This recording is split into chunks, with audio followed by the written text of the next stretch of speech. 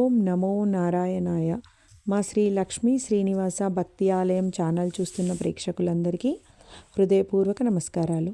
స్త్రీల వ్రత కథల్లో భాగంగా ఈరోజు మనము గ్రామ కుంకుమ నోము కథ గురించి తెలుసుకుందాం.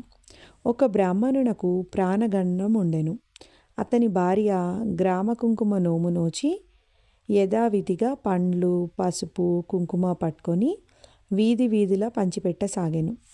ఆమె మొదటి వీధిలో పంచిపెట్టునంతలో పెద్ద కొడుకు వచ్చి తండ్రికి జబ్బుగానున్నదని తెలుపగా ఆమె ఇంకో వీధి ఉన్నదని చెప్పెను. ఆమె రెండవ వీధిలో పంచిపెట్టుచుండగా రెండవ కొడుకు వచ్చి రోగం ముదిరిపోయిందని చెప్పెను. ఆమె ఇంకొక వీధి ఉన్నదని చెప్పి మూడవ వీధిలో పంచిపెట్టుచుండగా మూడవ కొడుకు వచ్చి తండ్రికి ప్రాణం మీదికి వచ్చెనని చెప్పెను.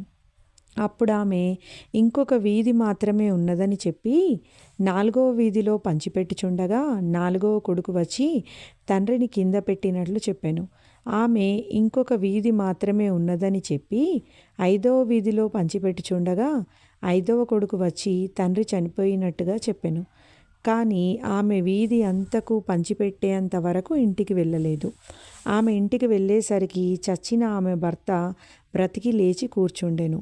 అది చూసి అందరూ ఆశ్చర్యపోయి గ్రామం మొత్తం కూడా గ్రామ కుంకుమ నోము శుభమని యోచించి నాటి నుండి ఆ నోమును నోచుకొని చుండిరి.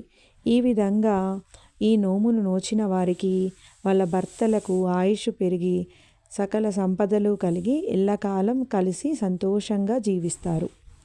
ఉద్యాపన: పసుపు, కుంకుమ, తాంబూలము, పండ్లతో కలిపి గ్రామంలో పంచిపెట్టవలను. సర్వే జనాః సుఖినో భవంతు.